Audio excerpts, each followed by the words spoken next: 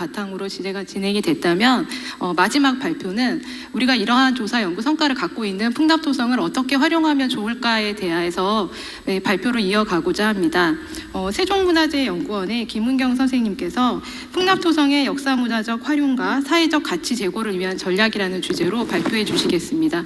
큰 박수로 맞이해 주십시오. 네, 안녕하십니까. 세종문화재연구원의 그 대중고고학센터를 지금 근무하고 있는 김은경이라고 합니다. 제가 발표 전에 몇 가지 양해 말씀 부탁드리면 지금 코로나의 역습에서 이제 조금 헤어나오지 못해서 감기가 조금 심하게 걸렸습니다. 그래서 목소리가 조금 이렇게 분명하게 들리지 않더라도 또 일부러 이렇게 마스크를 쓰고 하겠습니다. 그래서 양해 부탁드리겠습니다. 네, 앞서 많은 선생님들께서 풍납토성의 다양한 어떤 역사적 가치나 이런 위상에 대해서 말씀해 주셨습니다. 제가 오늘 발표를 맡은 부분은 처음에는 대중고고학적인 관점에서 풍납토성을 활용할 수 있는 여러 가지 제안을 해달라고 말씀을 하셨습니다. 그래서 대중고고학이라고 하는 부분은 이제 한국에서는 아직 계속 연구가 진행되고 있는 부분이기도 하고 그래서 감히 대중고고학을 어떤 것이다 라고 말씀드리기는 어려워서 제 나름대로의 어떤 경험을 바탕으로 이런 풍납토성이 가지고 있는 역사문화적 활용, 그것이 사회적으로 어떠한 가치를 가지고 있고 그걸 끌어올릴 수 있는가에 대한 여러 가지 전략을 좀 이야기해보고자 했습니다. 약간 파워포인트가 어떻게 보면은 조금 이렇게 귀염귀염하지요. 예, 여기 있는 캐릭터는요, 사실 서울문화재연구소, 그러니까 강화문화재연구소에서 작업을 하신 그 바람이와 그 다음에 드림이에 대한 그런 캐릭터를 자체 개발하여서 최근에 동화책을 발간하였다 합니다. 그래서 그런 부분들은 굉장히 시의성 있고 어떤 그 설계가 굉장히 좋은 사례이기 때문에 그런 캐릭터를 한번 가지고 와봤습니다. 자, 저는 일단 대중고고학이라는 것들이 아직은 좀 생소하다 보니까 대중고고학이 가지고 있는 어떤 특징, 그리고 그것이 풍납토성에서 어떻게 이야기될 수 있는지 크게 두 가지 나눴습니다. 대중고고학은요, 대중을 위한 고고학, 그 다음에 대중이 참여할 수 있는 고고학 두 가지로 이렇게 구분을 했습니다. 그런 것들에 대한 풍납토성이 어떻게 가치가 설정될 수 있을지를 먼저 살펴본 다음에 이러한 가치들이 설정이 되면 지역사회에 적용이 되어야 되고 상생이 되어야 됩니다.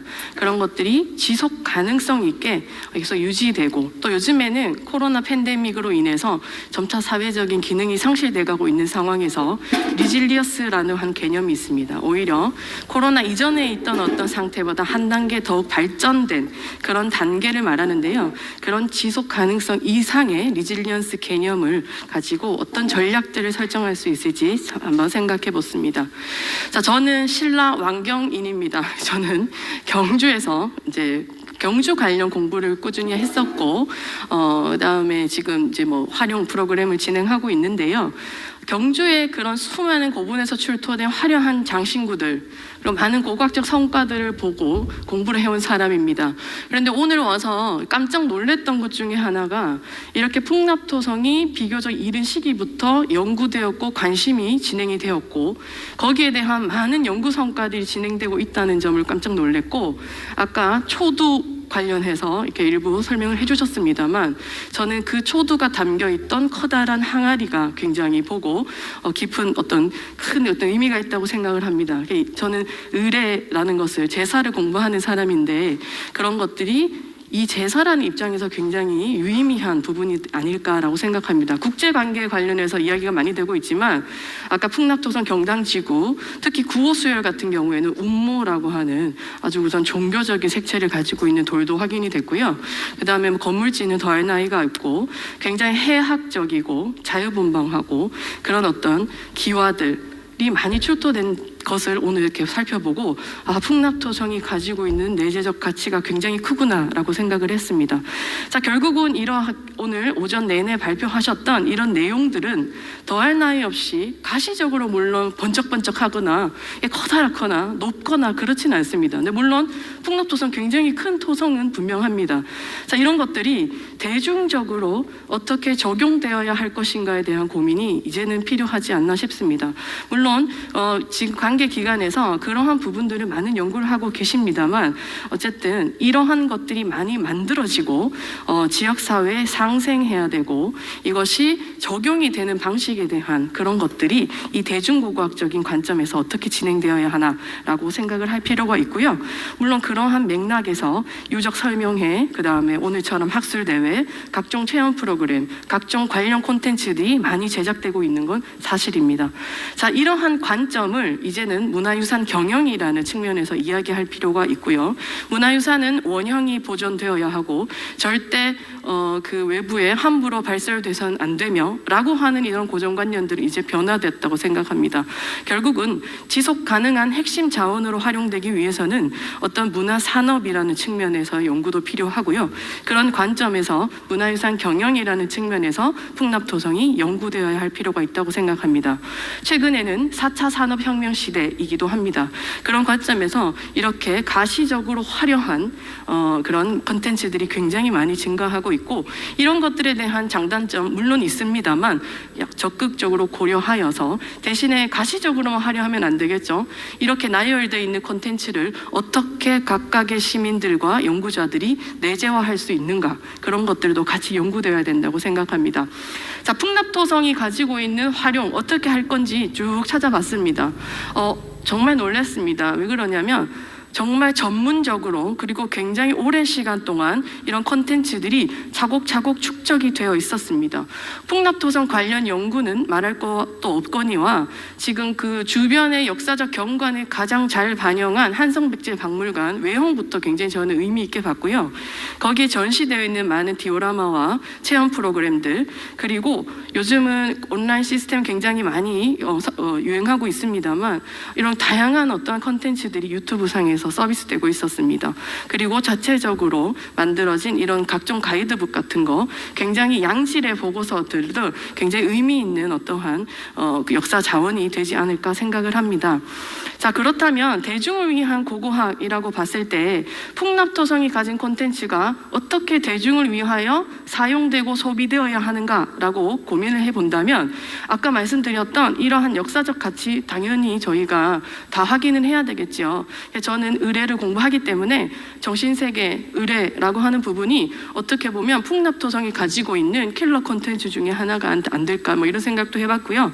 당연히 축성 관련한 과학기술은 말할 거니도 없거니와 국제교섭 관련해서도 굉장히 많은 연구 성과가 있다는 걸 오늘 알게 됐습니다.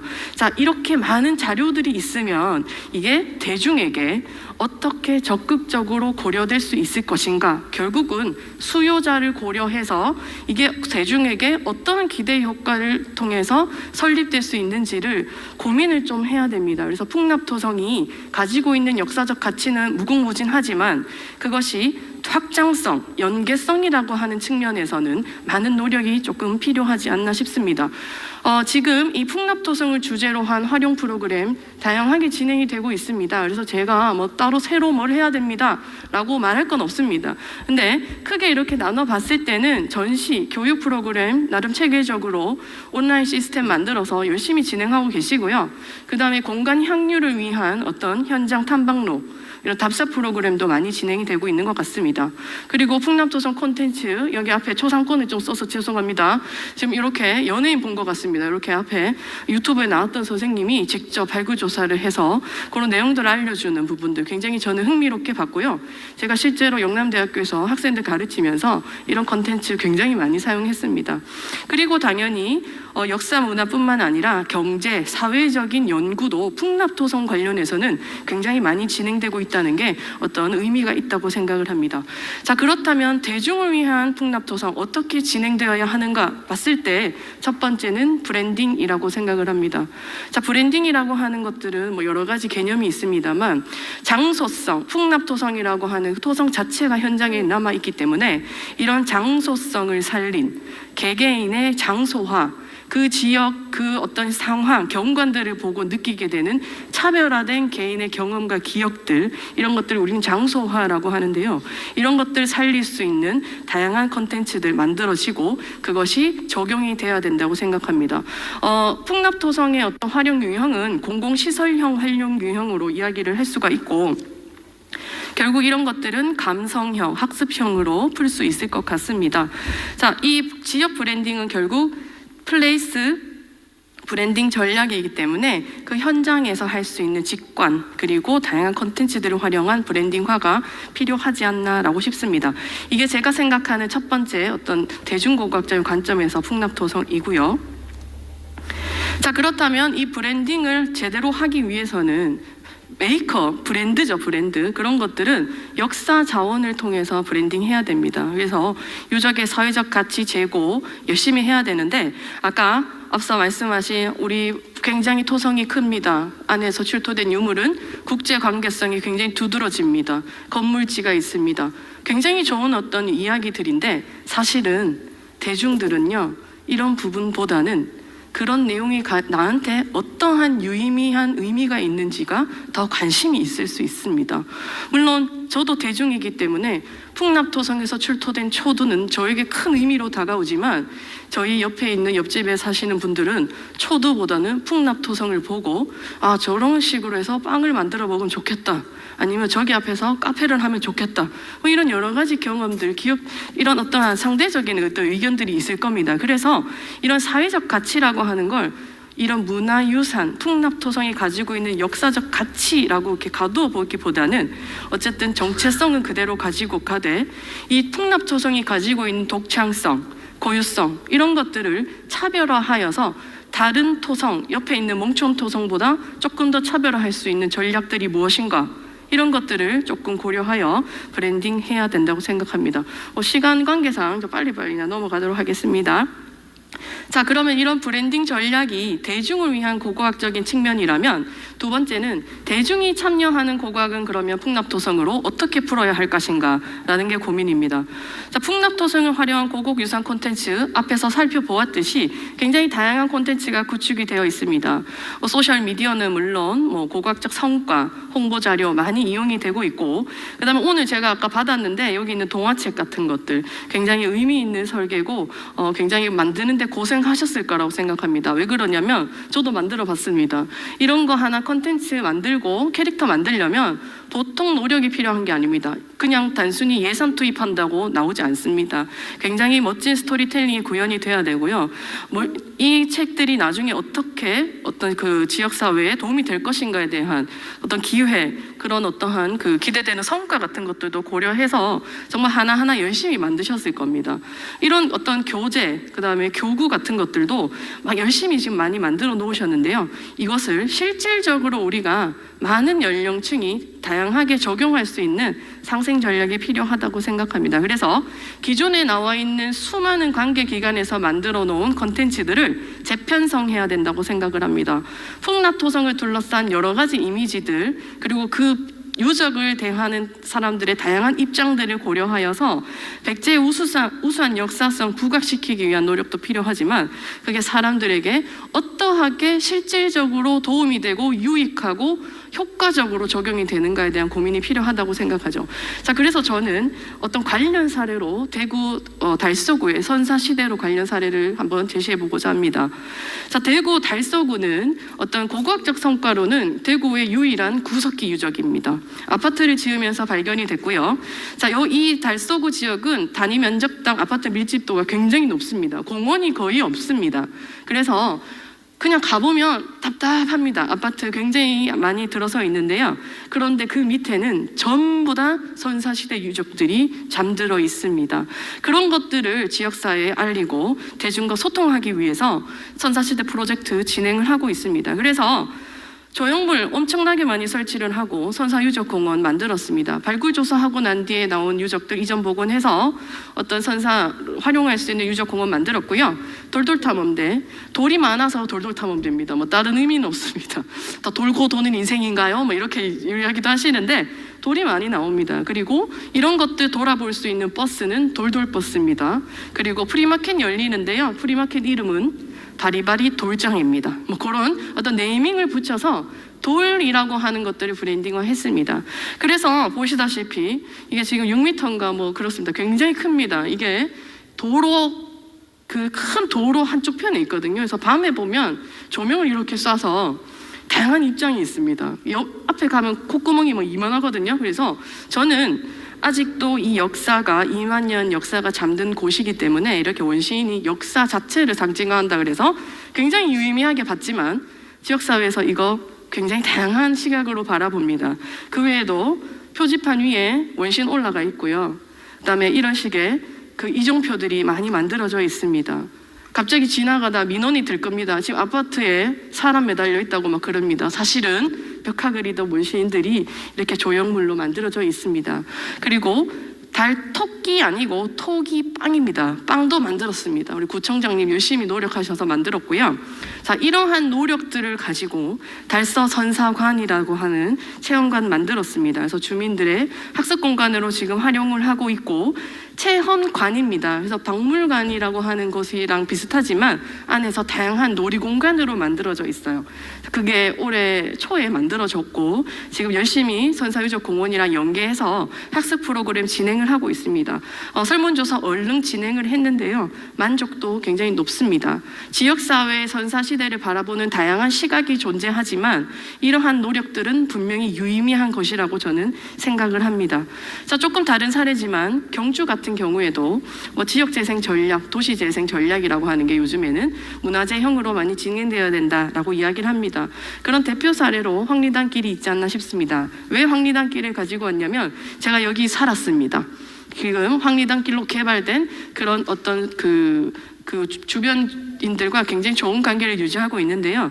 굉장히 경주는 아시다시피 다를 바가 없습니다. 열심히 발굴 조사를 진행을 하고 있고 그러한 정보들을 사회에 환원하기 위한 다양한 전략들을 진행을 하고 있습니다. 물론 황리단길 같은 경우에는 황남동 한옥지구 정비 사업으로 시작된 것이긴 합니다. 그렇지만 지역재생, 문화재형 지역재생의 어떤 핵심 키워드인 내성적 지역 발전 전략이라는 측면에서 자체적으로 이러한 다양한 그런 관광 자원화가 개발이 되면서 지역에 굉장히 새로운 바람이 불러일으키고 있는 것은 맞는 것 같습니다. 자, 그러한 전략들이 이 풍납토성에도 진행이 되면 좋지 않을까 싶습니다. 물론 올해부터 풍납토성의 어떤 도시재생 전략이라고 하는 그런 사업들이 지금 진행이 되는 것으로 알고 있습니다. 그래서 그런 부분들이 굉장히 필요하고 유익한 어떤 사업이지 않나라고 저는 생각을 합니다. 자, 그렇다면 이런 풍납토성이라고 하는 매장 문화재, 물론 가시적으로 보이지만 고고학적 발굴을 통해서 진행되는 이런 고고유산이라고 하는 것들을 교육하고 브랜딩하고 지역사회 사람들이랑 함께 공생할 수 있는 것들이 무슨 도움이 되냐라고 했을 때 저는 체험 교육이라고 하는 것들을 고고하게 아주 확실하게 연계해서 할 수 있다. 그리고 고고학 체험 교육이라는 것은 굉장히 많은 강점이 있다라는 것을 지금 다년간 공부하고 있습니다. 요즘 4차 산업혁명 시대고요. 코로나 팬데믹 때문에 여러 가지 우리가 좀 힘든 부분이 많지요. 자, 그런 것들 때문에 새로운 지역사회에서 우리가 갖추어야 할 역량들이 많습니다. 창의융합, 그다음에 문제 해결력, 어떤 개인 역량 강화 이런 부분이 굉장히 중요시되고 있는데요. 그런 것들이 굉장히 유의미한 효과를 고고학 교육이라고 하는 게 풀어낼 수 있다고 생각을 합니다. 이거는 그냥 제가 책만 보고 한 게 아니고요. 저는 2017년부터 지금 그 지역사회 문화재 교육을 계속 진행을 하고 있고요. 거기서 얻어지는 각종 인터뷰와 설문지, 그리고 여러 가지 그 사람들을 만나서 열심히 자문을 얻고 있습니다. 그래서 완벽하다고 생각하지는 않습니다만 어쨌든 고고학 교육이라는 건 선생님 다른 교육, 다른 체험보다는 재밌어요. 선생님 또 오고 싶어요. 그리고 선생님 이건 뭐예요? 선생님 이런 어떤 질문들 굉장히 많이 받고 굉장히 즐거운 분위기로 학습합니다. 그러면 되지 않습니까? 그래서 그런 부분들이 굉장히 중요하고 그러면 이런 것들이 어린이를 대상으로만 소통될 수 있는가? 그렇지 않다고 생각합니다. 저는 그것을 고고유산 메이커 교육이라는 측면으로 그다음에 생애주기별 문화유산 교육이라는 측면에서 고고학 교육 같이 진행돼야 된다고 생각하는 사람인데요. 실제로 그런 사례들을 지금 계속 학습하고 진행하고 있습니다. 그래서 어른들을 대상으로 한 교육 많이 진행을 하고 특히 우리 할머님들 액자 그리기 굉장히 좋아하십니다. 그래서 그런 어떤 생애주기별 교육, 특히 문화예술 교육의 측면으로 풀어갈 수 있을 텐데요. 그런 것들을 통해서 자기 효능감, 만족감, 어떤 행복감 이런 것들이 연령대별로 나타나는 효과들이 있기 때문에 이러한 교육들 역시 우리 지역사회에 다양한 방식으로 적용하면 굉장히 좋은 유의미한 효과를 낼 수 있지 않을까라고 생각을 합니다. 자, 그렇다면 앞서 봤던 대중을 위한 대중이 참여하는 이러한 풍납토성 콘텐츠들을 지속 가능성 있게 하기 위해서는 어떻게 해야 하는가? 지속 가능성이라고 하는 건 제가 봤을 때 이 네 가지 이거 안 되네요. 이 네 가지가 조금 고려돼야 된다고 생각합니다. 이것은 지자체에서만 해서는 되는 게 아니죠. 지역주민협의체, 그 다음에 대상들, 그 다음에 뭐 관공서, 지자체 굉장히 다양한 역할을 가지고 있는 곳에서 협력적 네트워크 마련해야 되고요. 당연히 관광자원이라는 측면에서 풀어야 됩니다.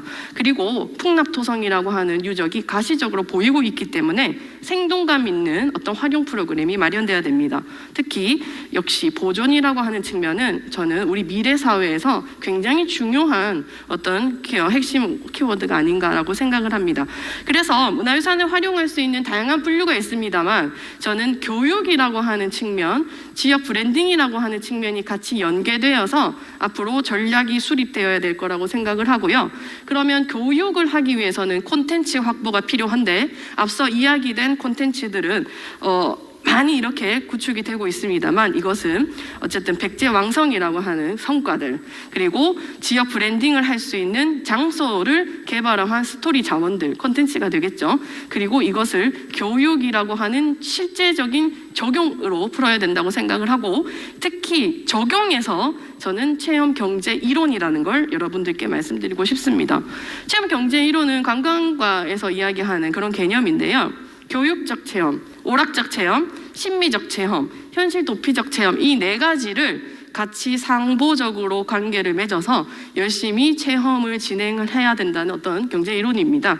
그래서 어린이들 대상으로는 교육적 체험, 그 다음에 물론 어린이 가족 단위 뭐 여러 연령대가 있습니다만 오락적 체험 내지는 심미적 체험 그리고 현실 도피적 체험들이 각각 콘텐츠가 반영되어서 진행이 되면 어떨까라고 생각을 합니다. 자, 이러한 콘텐츠들이 많이 마련되고 적용 방식들이 설계가 되면 협력적 네트워크 당연히 필요합니다. 자, 풍납토성에서 이루어지는 다양한 체험은 과거 공간을 재구성하는 것이죠. 뭘 통해서요? 유적과 유물을 통해서 재구성하는 겁니다. 그런데 그 체험은요, 선생님들이 멋진 콘텐츠 만들고 멋진 학습지 만들어서 여러분 여기를 걸어보세요 해도 학생들이 나는 누구? 여긴 어디? 이러면 별로 의미 없는 겁니다. 그런데 정말 재미있게 의미 있게 구성주의적인 방식으로 진행을 하다가 어떤 학생이 합니다. 선생님 저 이거 봤어요. 선생님 이게 뭐냐면 학습의 내재화가 되는 겁니다. 이런 내재화라고 하는 것들이 개인의 경험이 되고 기억이 되고 풍납토성을 새롭게 인식하게 되는 계기가 됩니다. 지금 현재 풍납토성에 대한 이미지, 사회적 가치 제고라는 것은요, 개개인들이 풍납토성에서 가지고 있는 어떤 경험적 의미를 다양하게 발산하는 것이라고 생각을 합니다. 그래서 결국 이런 것들 열심히 콘텐츠 만들어서 중요한 게 아니고 스토리텔링 진행이 되어야 되고요. 상관학민의 협력적 네트워크 필요하다고 생각합니다. 그래서 이런 장소성을 살린 현장형 체험 프로그램 지금도 열심히 진행하고 계시지만 약간 스토리텔링 필요하지 않을까 싶습니다. 그래서 지금 뭐 이런 어떤 차별화 전략, 스토리텔링을 가지고 있는 현장형 체험의 차별화 전략은 이런 식으로 생애주기별 교육, 뭐 이렇게 온라인, 오프라인 교육으로 진행이 되는데요. 고고학 체험 교육의 강점은 직관 교육입니다. 그렇기 때문에 온라인상에서 진행되는 교육을 분명히 현장에서 연계할 수 있는 프로그램으로 진행이 되어야 되고요. 이런 것들은 생애 주기별 교육으로 풀어야 할 필요가 있겠죠. 자, 여기 나와 있는 자료는 제가 지금 열심히 학생들 데리고 하고 있는 학습형 흥미재미형 현장형 프로그램입니다. 협력적 네트워크 하고 있습니다. 초등학교 선생님, 유치원 선생님, 그 다음에 아동심리학자, 미술치료사, 고고학자, 그리고 스토리텔링 전문가와 함께 학습지 만들었습니다. 그리고 코로나 때문에 못 만나니까 저희가 일일이 점토 부어가면서 레진 구워가면서 열심히 발굴 키트 만들었거든요. 이거 만들고 나서 우리 친구들 박물관 찾아왔습니다. 땅을 파보고 싶다고. 그래서 그런 프로그램 계속 확장될 수 있다고 생각을 합니다. 역시 이런 것들은 단순하게 그냥 학습지 읽고 가는 게 아니고 구성주의 교육, 그리고 저도 이런 거 한번 만들어 봤는데 사실 고고학 교육은 직관 교육이 가장 큰 강점이 있다고 생각을 합니다. 따라서 풍납토성 체험 프로그램 역시 학습형, 흥미, 재미형으로 진행이 될 필요가 있고, 여기에 이렇게 많은 압도적인 어떤 시각적 비주얼 효과를 엄청나게 가지고 있는 콘텐츠들이 많이 있으니까 적극적으로 우리 활용하는 게 어떨까 싶습니다. 여기 있는 5살짜리 아이의 꿈은 현재 고고학자입니다. 현장 와서 땅 한번 긁어봤습니다. 고인돌 공원에 가서 열심히 관찰하고 그 다음에 문화재 가지고 블럭 가지고 만들어 놀고 하는 이런 경험들을 통해서 본인들이 가치 습득을 하고 있습니다. 물론 이거는 어린이를 대상으로 한 사례이긴 합니다만 연령은 굉장히 큰 범위를 잡아서 교육하면 좋을 거라고 생각을 합니다.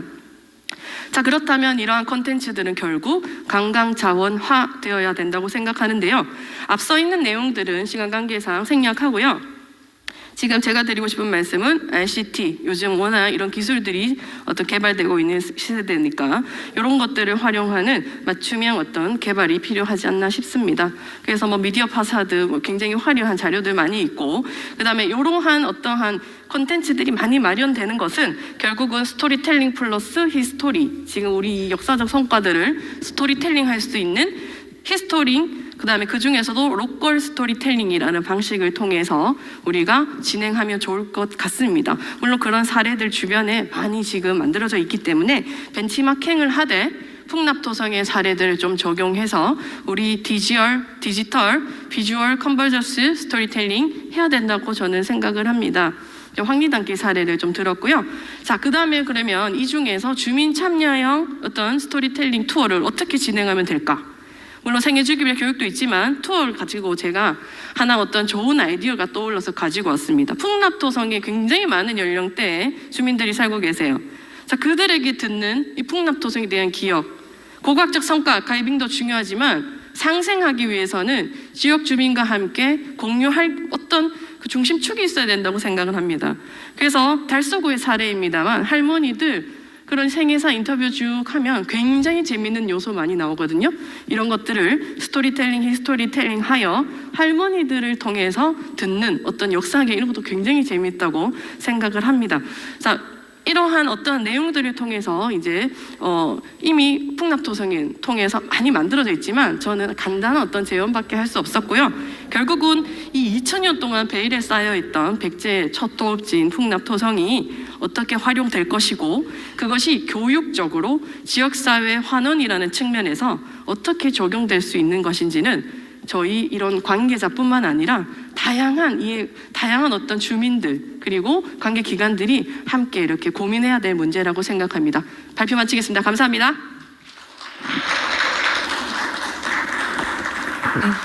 지속 가능성이라는 말과 상생이라는 말이 유달리 와닿는 것 같습니다. 발표를 맡아주셨던 김은경 선생님께 큰 박수 부탁드리겠습니다. 네, 장례 정리를 위해서 잠깐 시간을 갖고 종합토론을 이어가도록 하겠습니다. 네, 장례 정리 전에 저희가 오전에 못한 사진 촬영을 지금 잠깐 하고자 하는데요. 발표자, 토론자 여러분들을 비롯한 네 분 여러분께서는 잠깐만 단상으로 좀 올라와 주시면 저희가 사진 촬영을 빨리 끝내고 쉬는 시간을 드리도록 하겠습니다.